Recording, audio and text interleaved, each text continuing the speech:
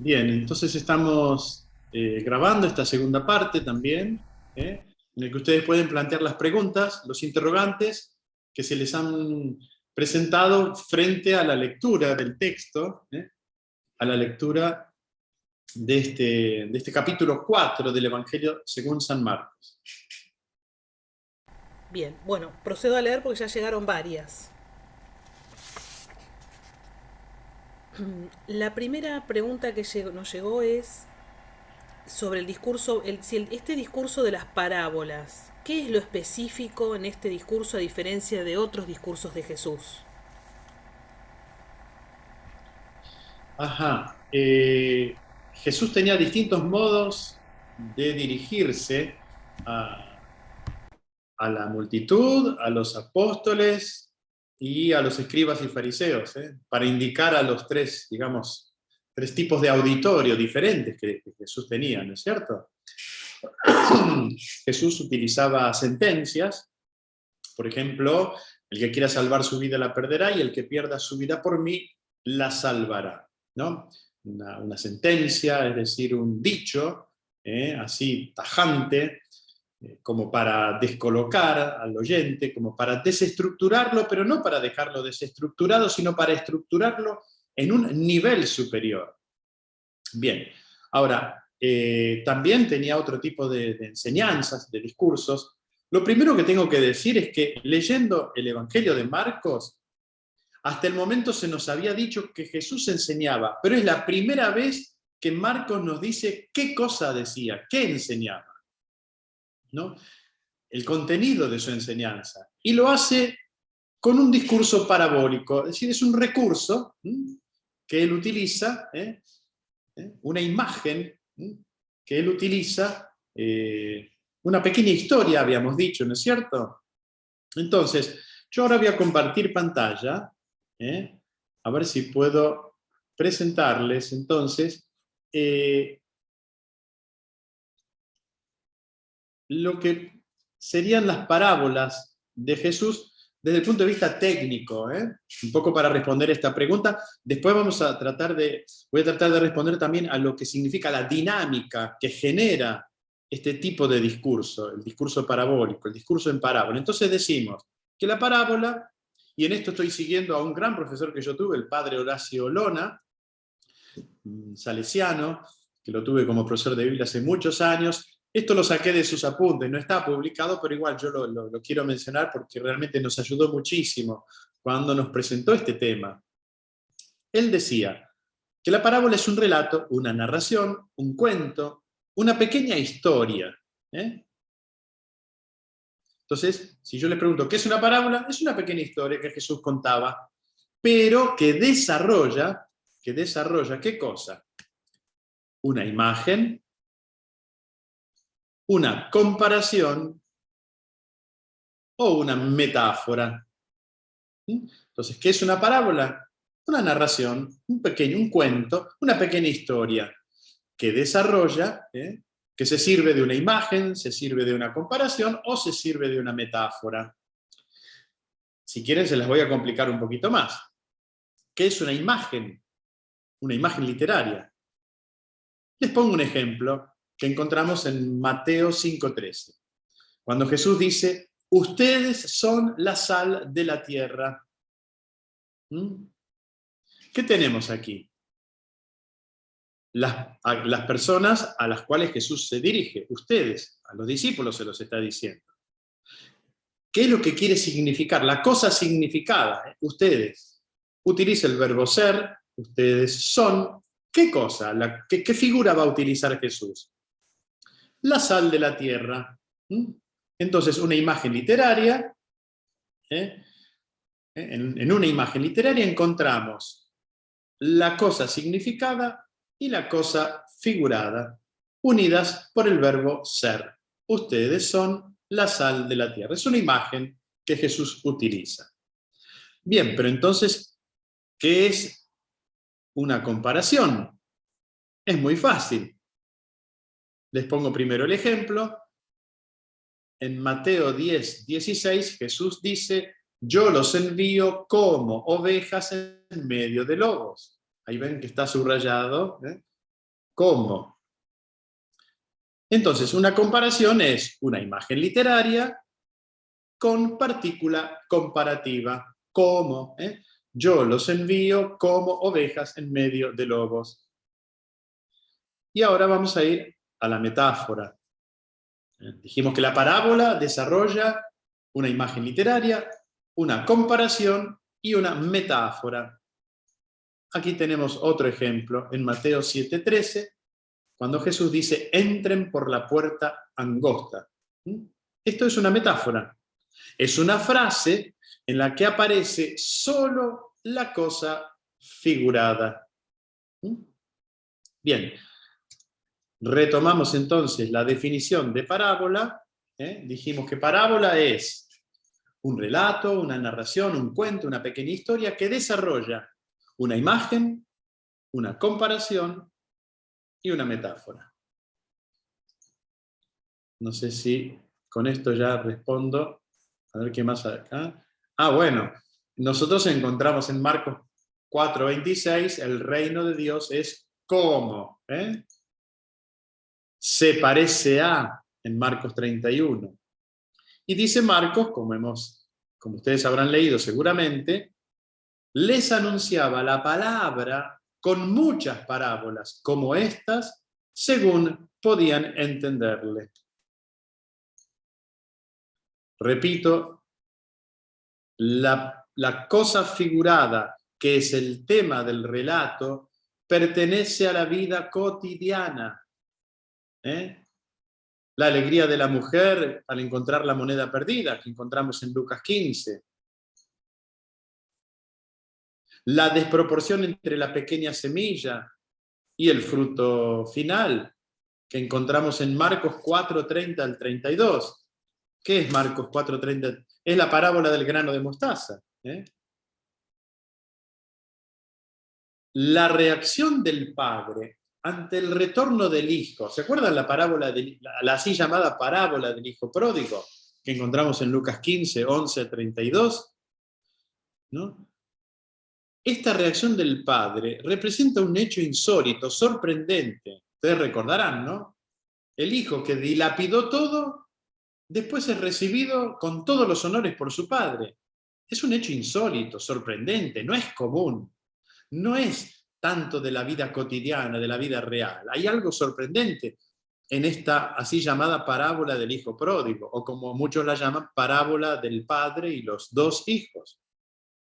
Representa un hecho insólito, sorprendente. No pertenece al mundo de la vida cotidiana esta parábola. Tiene la misma estructura de la parábola. La diferencia con la parábola está en el contenido de la pequeña historia. Entonces, para hilar fino, podríamos decir que la así llamada parábola del hijo pródigo en realidad es un relato parabólico. ¿Por qué? Porque contiene un hecho insólito, sorprendente. Después tenemos la parábola del buen samaritano.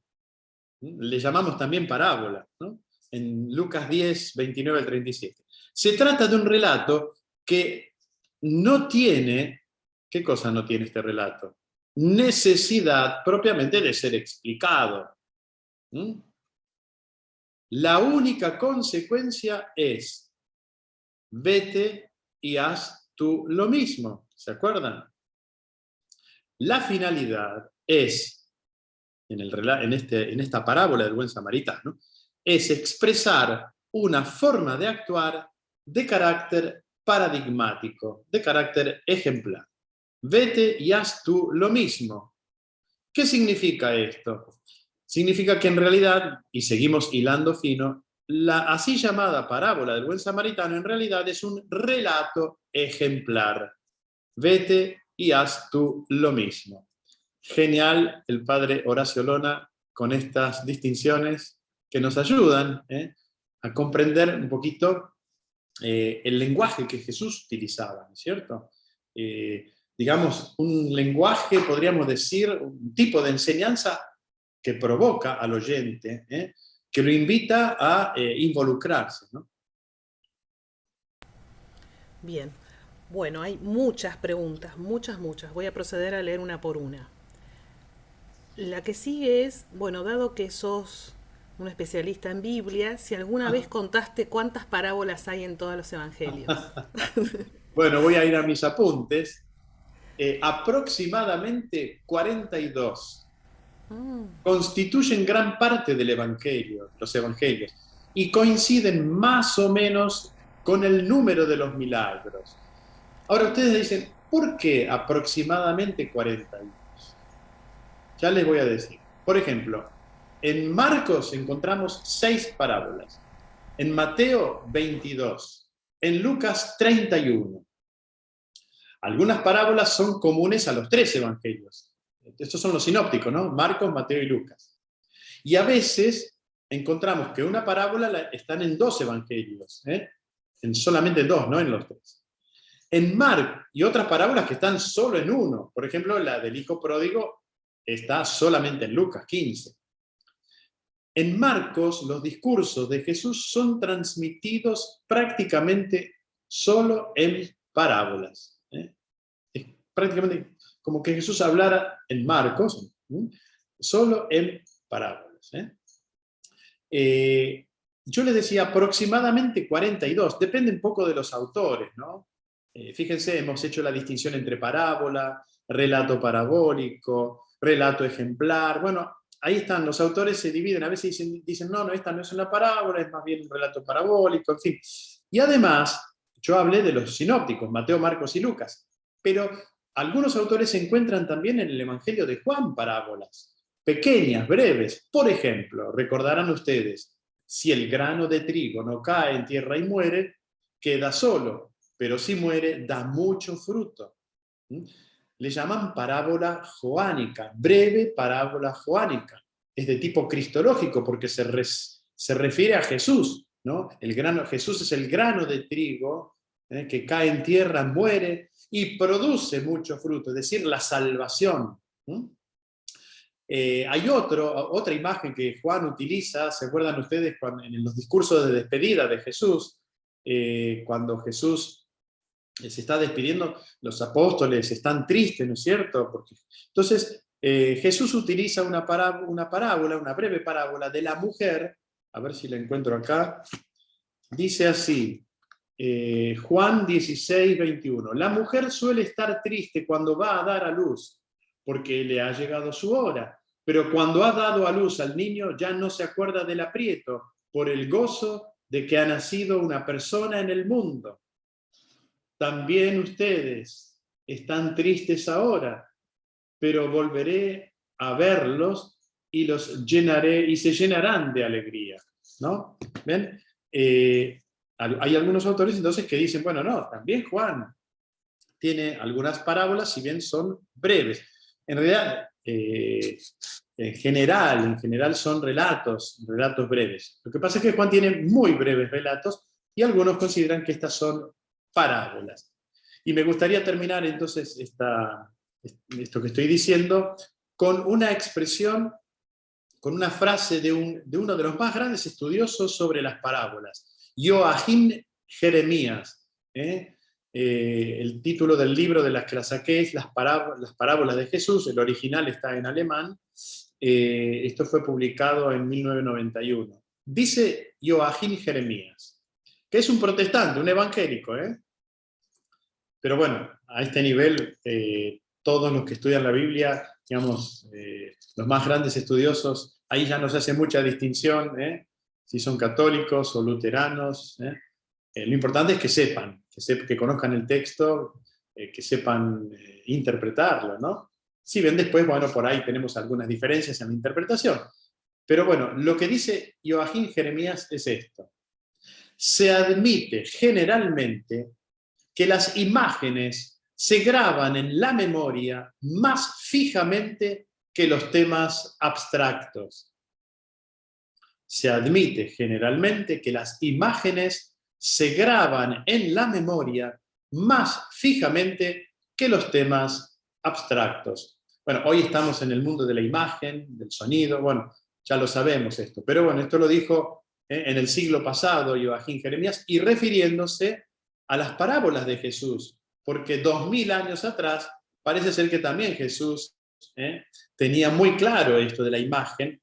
Y fíjense ustedes, ahora me viene a la memoria, ¿se acuerdan la última cena cuando los discípulos, incluso en el contexto de la pasión, se están preguntando quién de nosotros será el mayor, quién de nosotros será el más importante? Una pregunta que ya se habían realizado durante el camino, ¿no?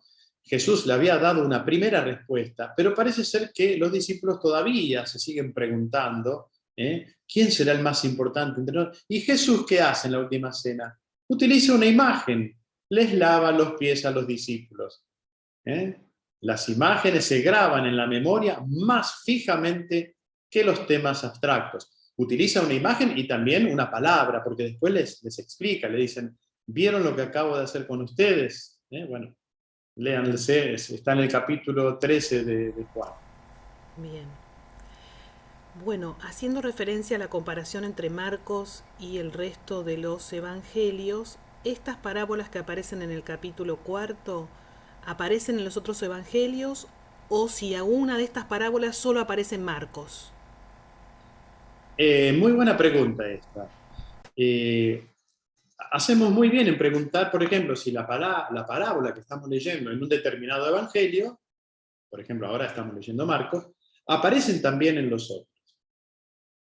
Porque si solo aparece en Marcos o en Lucas, bueno, quiere decir que es algo exclusivo, entonces hay que prestarle mucha atención. Si aparecen en los otros evangelios, lo que podemos hacer es preguntarnos qué significa esta misma parábola en cada uno de los evangelios y vamos a tener una comprensión mucho más acabada. Es importante esta pregunta porque ustedes en la Biblia tienen, al menos yo en la Biblia de Jerusalén, algunas otras también lo tienen, que le ponen los paralelos. Si ustedes ven en el relato, yo acá estoy leyendo, dice parábola del sembrador, ese es el título, eso no es palabra de Dios, los títulos no son palabra de Dios, lo recuerdo. Y dice, hay dos signos así que dicen, se encuentra el paralelo de esta parábola en Mateo 13, 1 al 9, y está bien porque todo el capítulo 13 de Mateo es el capítulo parabólico, es un capítulo donde Mateo recoge muchas parábolas. Y también se encuentra en Lucas, en el capítulo 8, 4 al 8. Después ustedes han visto que está la explicación de la parábola del sembrador. También esta aparece en Mateo y en Lucas, esta explicación. Por ejemplo, me voy a la parábola del grano de mostaza, Marcos 4, 30 al 32. ¿Aparecen los otros evangelios? Sí, acá la Biblia de Jerusalén me dice que tiene su paralelo en Mateo 13 y en Lucas 13. Pero, por ejemplo, si voy a Lucas 15, 11 al 32, no tiene, la parábola del hijo pródigo solamente la tiene Lucas. Pero entonces, todas las que tiene Marcos están en otros. En conclusión, no hay ninguna que sea de Marcos, no hay ninguna que sea propia de Marcos. Es un trabajo que Marcos. tienen que hacer ustedes en casa. Es una muy Tarea buena. tarea para la Muy próxima. bien, Débora. No, yo la primera tarea que voy a hacer es buscar las 42 parábolas que dijiste de acá al mes que viene. Bueno, Es un desafío, es un si desafío. tenés tanto tiempo. Bueno, hay muchas preguntas, la voy a tratar de resumir en una, diríamos, sobre esta cuestión que a mí también me había llamado la atención. Parecería que Jesús tiene un doble modo de comunicarse. Por un lado, a la multitud le habla en parábolas y después en privado a sus discípulos no les habla en parábolas, les explica incluso las parábolas. Acá hay una persona que dice, en 4.12 dice respecto a las parábolas, para que por mucho que miren no vean, por mucho que oigan no entiendan, no sea que se conviertan y se les perdone. ¿Cómo hago para entender por qué Marcos dice eso? También dice más adelante que Jesús se las explicaba a los discípulos en privado. Sí, perfecto. Muy buena la pregunta. Yo creo que un lector atento, cualquiera de nosotros que leyó atentamente el texto, también se plantea qué quiere decir esto, que esto es una cita del profeta Isaías, ¿no? Estamos ante algo misterioso. Es decir, estamos ante una realidad no manipulable, no fácilmente manipulable. Una realidad a la que hay que prestarle mucha atención. Fíjense que la parábola del sembrador comienza, la palabra enseñar aparece 3 veces. En 4:1 dice, una vez más se puso a enseñar a orillas del mar, se reunió tanta gente junto a él que hubo de subir una barca, ya en el mar se sentó mientras toda la gente se quedaba en la tierra, a la orilla, les enseñaba, segunda vez, en el versículo 2, les enseñaba muchas cosas por medio de parábolas, y después dice, le decía en su instrucción. 3 veces utiliza la palabra enseñar. Y luego, ¿cómo comienza la parábola del sembrador? Escuchen, una llamada a la escucha. ¿Y cómo termina? Quien tenga oídos para oír, que oiga. Es como decir, presten mucha atención, por favor. Pero el misterio, acá no se agota el misterio. ¿Por qué? Porque justamente, como la pregunta que están haciendo algunos de ustedes, es ¿por qué Jesús les enseña aparte, les explica aparte a los discípulos? Hay como un doble movimiento, un momento en el que Jesús está con la gente, les habla en parábolas, y esto es típico de Marcos. Hay momentos en los que Jesús está a solas con los discípulos y les explica las parábolas o les explica lo que ellos no entienden, porque a veces los discípulos quedan como preguntándose, bueno, ¿qué quiso decir Jesús? Bueno, se lo lleva aparte, les explica. Acá, fíjense que la palabra misterio aparece en el texto, en Marcos 4:11. Él les dijo, a vosotros, a ustedes, se les ha concedido el misterio del reino de Dios, pero a los que están fuera, todo se les presenta en parábolas. Y ahí agrega la cita de Isaías, para que por mucho que miren no vean, por mucho que oigan no entiendan, no sea que se conviertan y se les perdone. El misterio del reino de Dios. Y acá este texto se puede entender, esta cita de Isaías, por la distinción entre los que están afuera y los que están adentro. Para comprender las parábolas de Jesús hay que estar adentro. Adentro con el maestro, dejándonos instruir por el maestro. No podemos mirar desde afuera. Hay gente que critica a la iglesia desde afuera. Y en algunas cosas puede ser que tengan razón, pero en tantas otras se equivoca, porque miran desde afuera. La iglesia, sí, es una institución humana, pero también es una institución divina. Nosotros sabemos que es el cuerpo de Cristo, dice San Pablo. Cristo es la cabeza es santa, ¿no? Y además la iglesia está lleno de santos, pero también está lleno, somos todos pecadores, y también tiene gente corrupta. Bueno, entonces, los que critican solo lo que ven de corrupción, o de limitación, o de fragilidad, se quedan con una parte del todo. No llegan a comprender el misterio de la iglesia. Así sucedía con Jesús. Para comprender a Jesús y el anuncio del reino, el reino de Dios se ha acercado. Conviértanse y crean. Ahí está, fíjense, ¿por qué Jesús dice conviértanse? Porque para entender lo que yo estoy diciendo, si ustedes no se convierten, no lo van a entender, se van a quedar afuera. Por eso la fe, conviértanse y crean. Tengan fe en lo que yo les estoy diciendo. Fíjense, una fe débil, porque el capítulo 4 de Marcos, o sea, después de las parábolas, nos presenta la tempestad calmada, ¿no es cierto? Ya no es una parábola, concluye con, o sea, en el capítulo 4 encontramos la mayor parte del capítulo compuesto por parábolas. Es decir, por la enseñanza de Jesús. Pero la enseñanza de Jesús está complementada con un hecho de poder de parte de Jesús, ¿no? Cuando calma el viento, calma el mar, con su sola palabra. Pero ¿dónde está Jesús? Está con sus discípulos, dentro de la misma barca. ¿Se dan cuenta? Corren el mismo peligro juntos y el mismo destino. Se pueden ahogar todos, ¿no? Y entonces, frente a las dificultades, si estamos con Jesús, por ejemplo, si ellos no hubiesen estado con Jesús, o por lo menos no hubiesen recurrido a Jesús, Señor, ¿no te das cuenta que nos estamos ahogando? ¿No? Lo despiertan, Jesús está dormido, ¿no es cierto? Bueno, frente a las dificultades es bueno que nosotros reaccionemos y también como los apóstoles, Señor, ¿no te das cuenta de lo que estoy viviendo? ¿No te das cuenta que nos estamos ahogando? Perdón. Bien, bien, bien. Es muy importante entonces, ante las dificultades, saber que estamos con Jesús, aunque pareciera que Jesús se desentiende, que está dormido, no, invoquémoslo, llamémoslo, Jesús nos acompaña, estamos en la misma barca, Él está en nuestra misma barca, o nosotros en su misma barca, ¿no? Bueno, leo otra pregunta.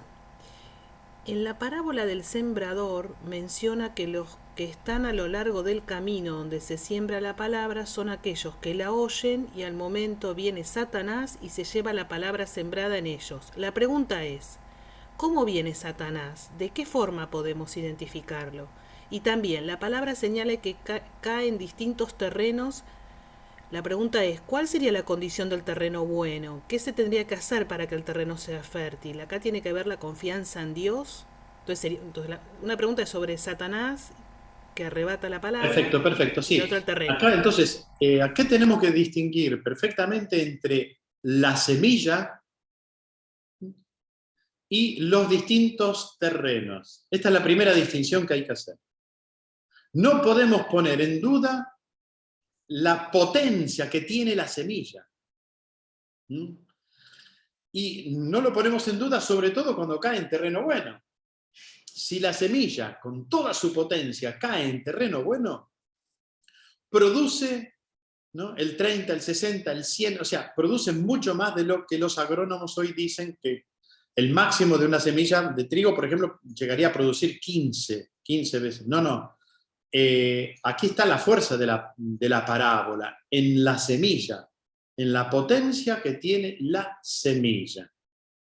La explicación que nosotros vamos a ver en los versículos 13 en adelante, la explicación de la parábola del sembrador, es algo que se agrega más tarde, lo agrega más tarde el evangelista, porque es la explicación que se da a las primeras comunidades, la comunidad de Roma, por ejemplo. Y responde justamente como ustedes están preguntando, ¿no es cierto? Porque se han planteado, bueno, entonces, ¿cómo es esto? A ver, ¿por qué los distintos terrenos? ¿Qué significa, no, que la parábola cae al borde del camino? ¿Qué significa que viene Satanás y no, entonces, acá tenemos la explicación que se dio 2000 años atrás, ¿no? Dice así: los que están a lo largo del camino, a donde se siembra la palabra, son aquellos que la oyen, pero al momento viene Satanás y se lleva la palabra sembrada en ellos.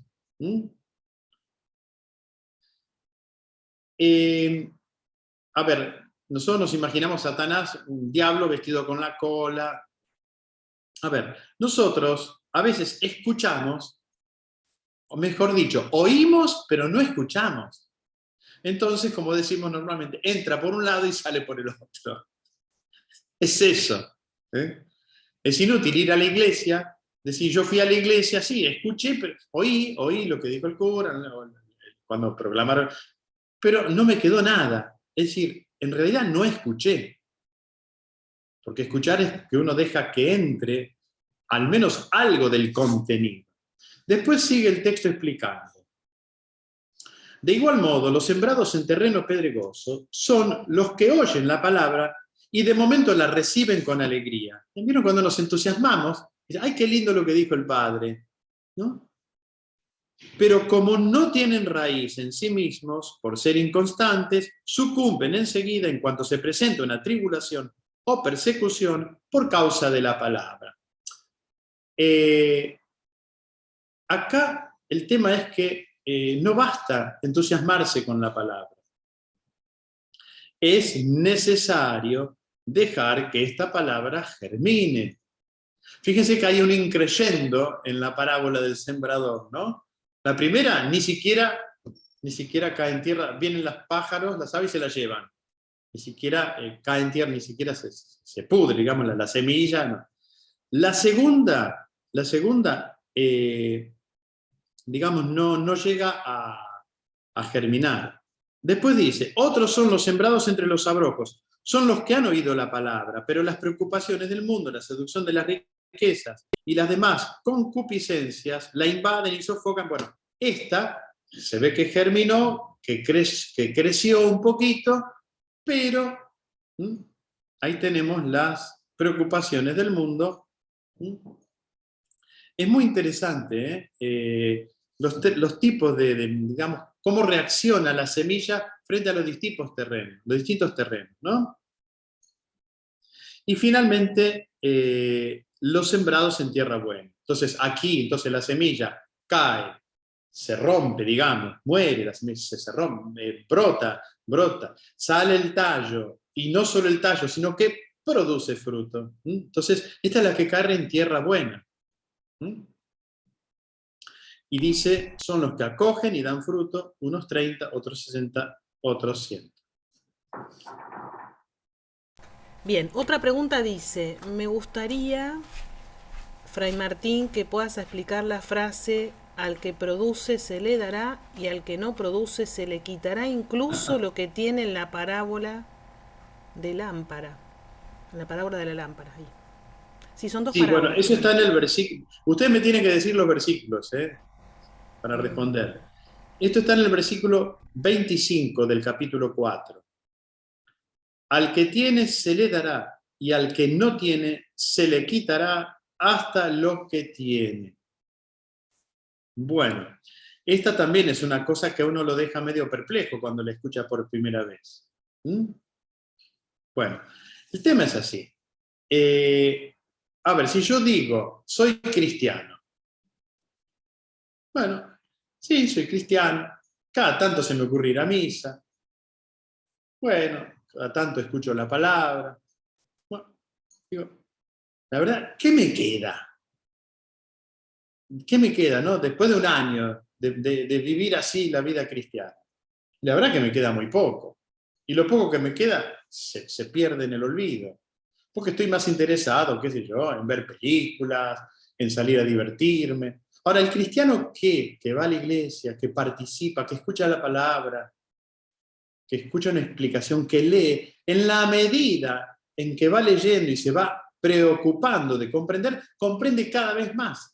Al que tiene, porque uno ya tiene algo, bueno, pero si sigue estudiando, si sigue comprometiéndose, cada vez comprende más. Ahora, si uno se lo toma así, a la ligera, y cada vez va a comprender menos, y hasta lo poco que tiene lo va a perder. Y así mucha gente termina perdiendo la fe, viviéndola mediocremente. Bien, bueno, aquí te traen una cita, Marcos 4:12, y ahí yo voy a decir quién es, Erika, que presenta un motivo específico para la utilización de las parábolas. No sé si Erika, ¿querés agregar algo? Así, Creo por que favor. ya desglosaste, ¿no? Esto que vemos en Marcos 4:12, ¿no? Como hay un sentido ahí que va a Isaías, y después en Marcos 33, puse, ahí hay como una intención de explicar un poco, pero no del todo, ¿no? Como estas dos caras que ya nos fuiste presentando, ¿no? Creo El que tema del respondiste en las misterio. primeras. Sí, Claro, fíjate que vos me decís Isaías versículo 12. 6, Sí, 9, pero 10. eso está en el versículo 12, y la cita Sí, de Isaías. Pero sí, antes, yo les decía que él habla del misterio. A sí, ustedes se les ha concedido el misterio del reino de Dios. Y después, en el versículo 22, fíjate, anda un poquito más adelante, sí. dice, pues nada hay oculto que no es para que se manifieste y nada que sucede en secreto, Sí. sino para que acabe siendo descubierto. En el versículo 11 se habla de misterio. En el versículo 22 se habla de secreto. Entonces, nosotros creemos que porque sabemos la palabra del sembrador, la conocemos, la manejamos y incluso la podemos manipular. No, Señor. Las cosas de Dios no se pueden manipular. No son fácilmente aferrables. Por eso algunos, sobre todo algunos místicos, dicen, bueno, las cosas de Dios hay que entenderlas de rodilla, orando, con humildad, profundizando el texto, pidiendo a Dios la luz para comprender, porque en realidad nunca terminaremos de entender, de comprender, porque estamos frente a un misterio. El misterio ciertamente es algo secreto, pero que gracias a Jesús se va revelando. Pero no es facilón, como diríamos, ¿no? Las cosas de Dios no son tan fáciles, requieren de parte nuestra un pequeño esfuerzo también, ¿no? Para acogerlas. Claro. Derribaste un mito, Fray Martín. A ver, ¿no? ¿cuál? ¿Y cuánto hemos dicho o escuchado, mejor dicho, y después se repite, ¿no? Que hablaba en parábolas para que todos entiendan, ¿no? Incluso se Ajá, le explica así a los chicos en catequesis. sí. Y bueno, esto es lo que trataba de presentar, ¿no? Que en 4.12 hay acá muestra algo específico, hay una intención detrás, y después también en el 33 y 34 otra vez remarca que hablaba en parábolas para todos, pero para los suyos sí explicaba todo, ¿no? Hay como un sí, un no, hay un dejar algo Para secreto, los que hay están algo adentro, sí, para los suyos, para lo ahí que está. Y nosotros exactamente. estamos llamados a ser de los suyos, a estar adentro, a no mirar desde afuera o a criticar desde afuera. Las piedras, decía uno hace unos años, las piedras contra la iglesia, se tiran desde adentro, no desde afuera. Si yo tengo que hacer una crítica, por ejemplo, no hablo de la iglesia en general, hablo de una fraternidad, de una comunidad. Bueno, es muy fácil criticar desde afuera o a través de las redes sociales, digamos, ¿no? Así, ¿no?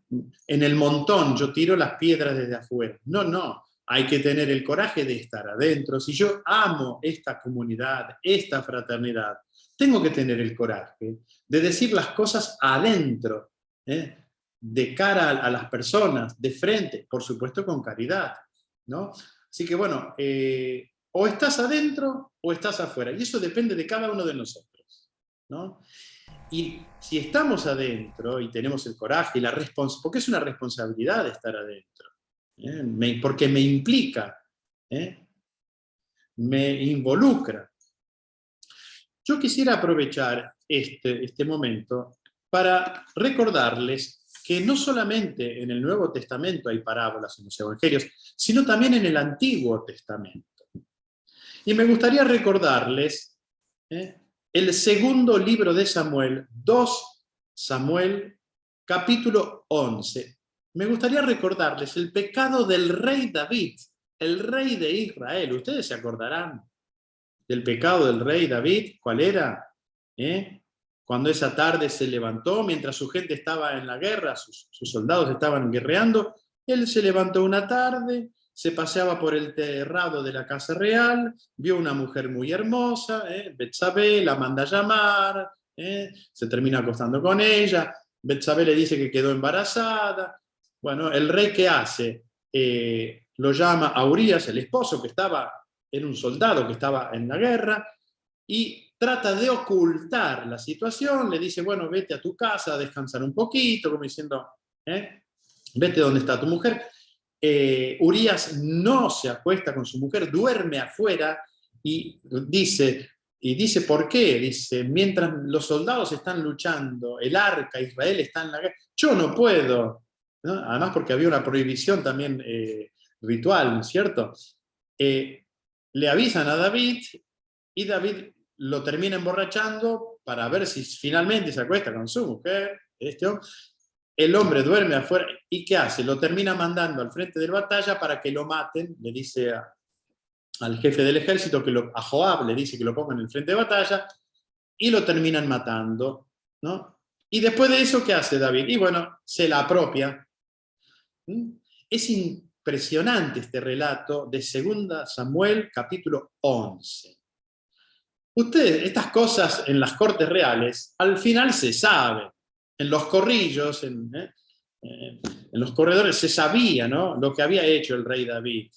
Ahora, ¿quién se animaba a decirle al rey David que había pecado y gravemente? ¿Quién se anima? El profeta Natán. Pero ¿cómo le dice el profeta? Porque si venía uno y le decía a David, mirá, vos hiciste esto y esto.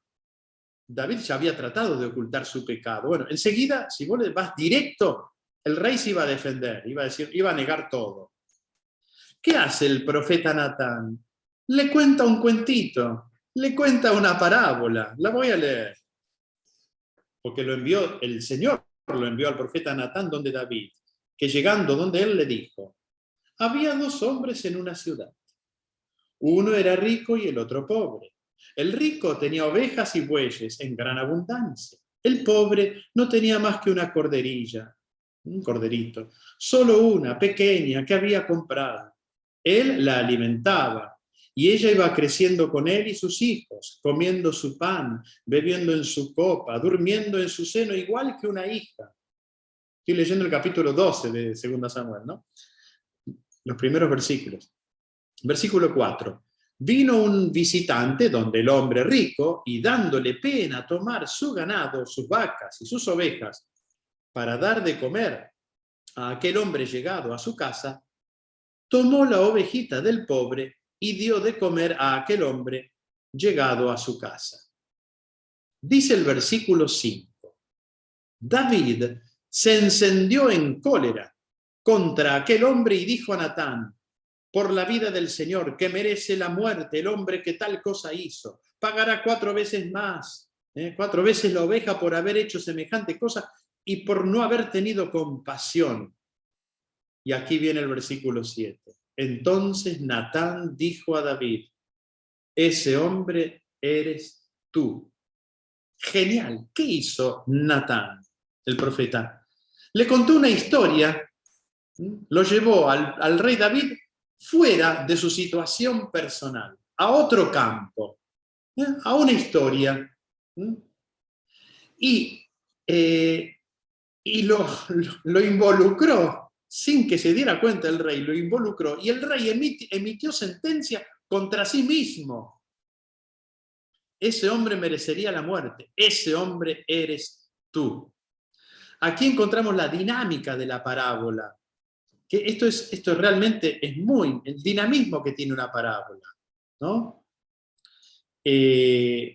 Además, quisiera decir otra cosa, que el rey, esto es un comentario de un gran biblista, que en paz descanse, el cardenal Martini, que fue un gran estudioso, él dice que sí, los pecados de David son adulterio y asesinato, pero dice Martini, hay otro gran pecado del rey David, y es la falta de lealtad a uno que le había sido leal.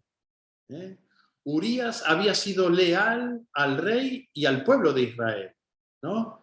Y el rey le jugó con la deslealtad. Esto es terrible, porque a la lealtad de alguien, de una persona, hay que responderle con lealtad, con fidelidad, ¿no? Bueno, ¿qué pasó acá? ¿Cuál es el dinamismo de la parábola? ¿No? El tema es así. El creador de la parábola quiere que sus oyentes se trasladen temporalmente a un lugar verosímil o familiar porque está sacado de la vida cotidiana y luego vuelvan a su propia situación personal. Es una transferencia, yo me transfiero a otra parte, a otra historia, no a mi situación personal. Pero hay una relación, hay una analogía. Tras esa transferencia e inmersión en otro lugar, la inteligencia del oyente se ve estimulada a abrazar una nueva conciencia, o en todo caso a adquirir una nueva vara de medir. La situación narrativa desafía el juicio del oyente, que al ser ajeno a los hechos, goza de total libertad para evaluar, para hacer una evaluación. La trampa de la parábola se desencadena entonces cuando el juicio formulado en terreno neutral toca la esfera de la propia situación personal a la que la dinámica de la parábola invita a volver. Bueno, me paro aquí. Hay mucho más para decir sobre Magnífico, la dinámica ¿no? de la Magnífico. parábola. Sí, Ahora hay que mucho más. aprenderse varias parábolas para poder hablar con muchos. Entre ellos los Sí, hijos, ¿no? hay que saber inventar parábolas también. Sí, no siempre podemos decir las cosas así, a boca de jarro, directamente. Claro. ¿Por qué? Porque en el caso de Jesús, al utilizar parábolas, fíjense, cuando cuenta la parábola del hijo pródigo, ¿no? El hermano mayor la parte del hermano mayor, es la que corresponde a los escribas y fariseos que criticaban a Jesús porque comía y bebía con los pecadores. Entonces, esa parábola está dirigida sobre todo a los fariseos, a los escribas que creían, que despreciaban a los otros, ¿no? Entonces, pero Jesús no se lo puede decir directamente. ¿Cómo se los dice? Con un cuentito, con una pequeña historia, con una parábola. Magnífico. Martín, es la hora, pero hay muchas preguntas más. Seguimos con los que quieran. ¿Te Con los parece? que quieran, ¿Vos seguimos un podés? ratito más, sí. Los que se quieran retirar no hay problema y seguimos así, agotamos las preguntas. Bien, aquí hay uno que dice, la descripción de los frutos de la semilla pequeña que cae en tierra fértil es impresionante. ¿Cómo se liga el dar esos frutos con los tiempos humanos cuando en nuestra impaciencia queremos frutos rápidos? Muy buena pregunta, excelente, excelente. Excelente, Marta porque... Moyano hizo la pregunta. Ah, La bien, bien, adelanto, la adelanto. Marta. Bien. Está muy buena esta pregunta porque justamente la parábola, sobre todo, por ejemplo, sí, tanto la de la... Son todas parábolas de los comienzos, porque hay otros tipos de parábolas. Estas son parábolas de los comienzos. Entonces, tanto la parábola del sembrador como, por ejemplo, la de la semilla que crece por sí sola, o la del grano de mostaza, ¿no es cierto? Nosotros, y por eso Jesús cuenta las parábolas, porque parece ser que los discípulos diciendo, pero no está pasando nada, acá no pasa nada.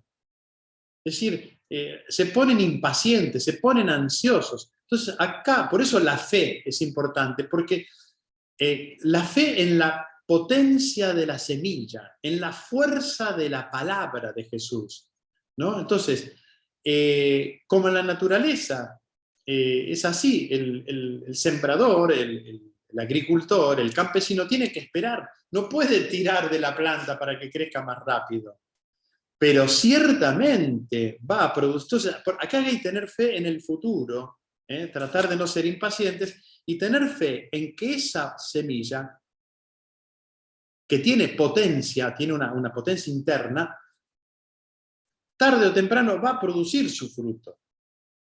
Si cae en terreno bueno, va a producir y mucho, mucho fruto. Es decir, entonces tenemos los comienzos humildes, ahí está, eso es otro de las enseñanzas que nos dejan estas parábolas de las semillas.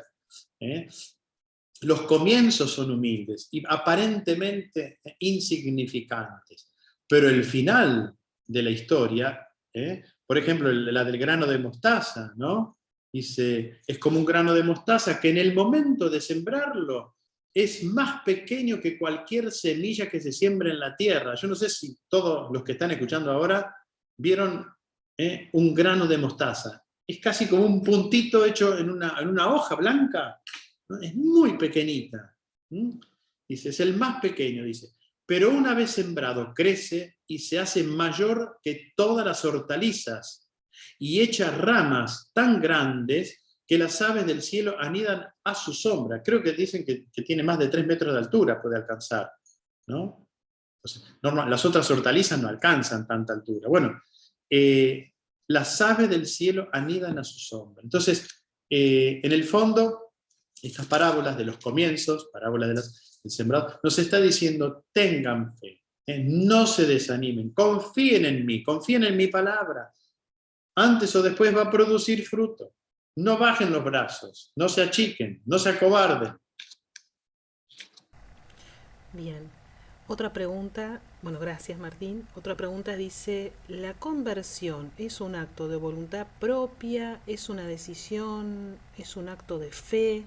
Sobre la conversión, ¿en qué consiste la conversión? Muy buena, esta pregunta es muy buena porque, a ver, la conversión es un don de Dios. Y el misterio del reino es un don de Dios, la posibilidad de comprender, de acoger a Jesús, de seguirlo de cerca, no de lejos, de cerca. Es un don, un regalo de Dios, que requiere de nuestra colaboración. Ahí está. San Maximiliano Kolbe le decía a los frailes, él vivía en un convento con 700 frailes, en Polonia, antes de que la guerra destruyera todo. Bueno, hoy quedaron 150 frailes en ese convento. San Maximiliano decía, una mano en el cielo y otra en la tierra. ¿Mm? Entonces, tenemos que entender que si somos cristianos es por total gratuidad de Dios. Él así lo quiso, nos quiso llamar, nos ofrece el reino, bueno, pero también requieren de nuestra colaboración, porque Dios no va a violentar a nadie, ¿se dan cuenta? Entonces, estoy a la puerta y llamo, golpeo con humildad, ¿no? Si alguien me abre, bueno, yo abriré la puerta, entraremos. Entonces, si alguien me abre, yo entraré.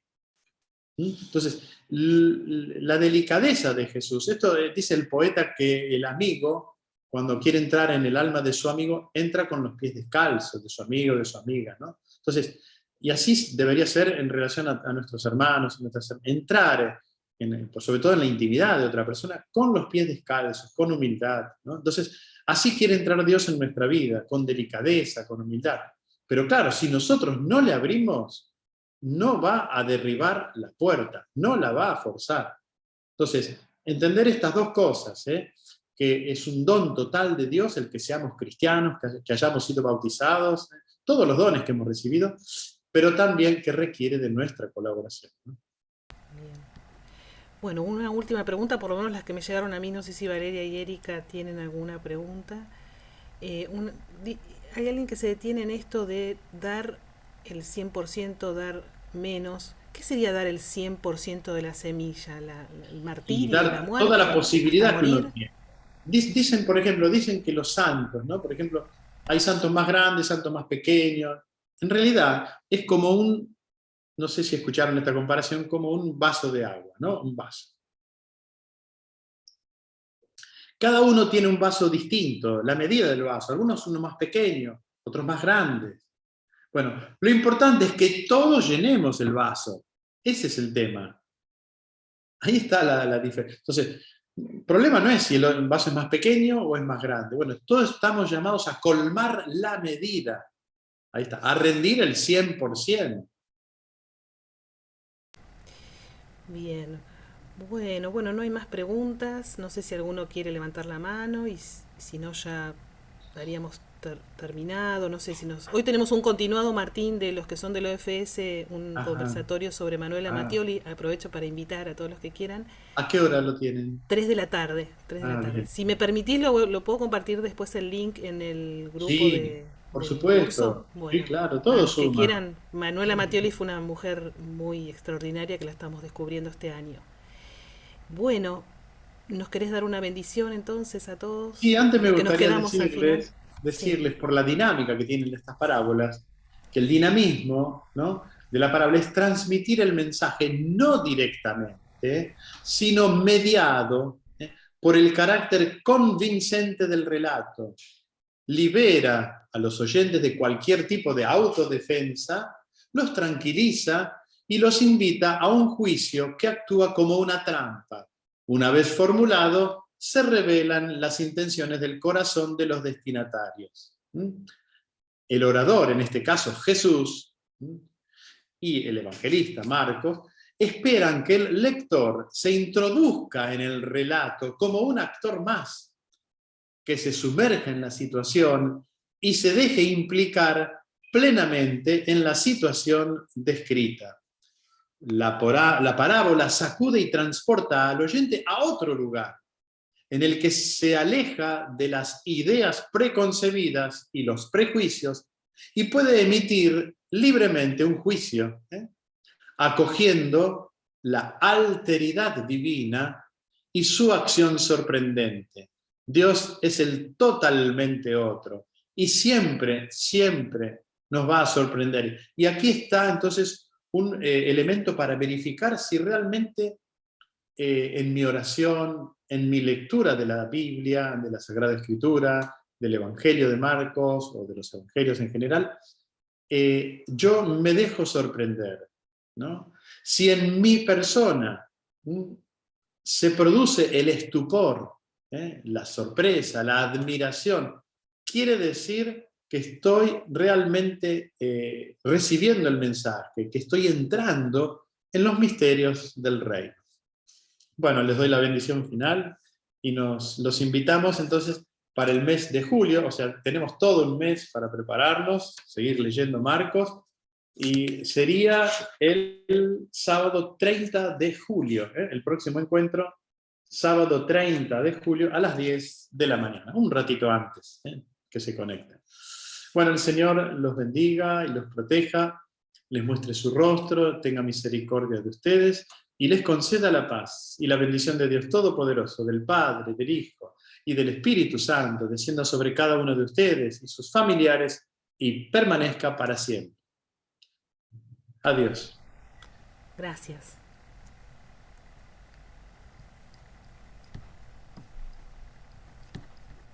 Fin de la grabación, ¿no?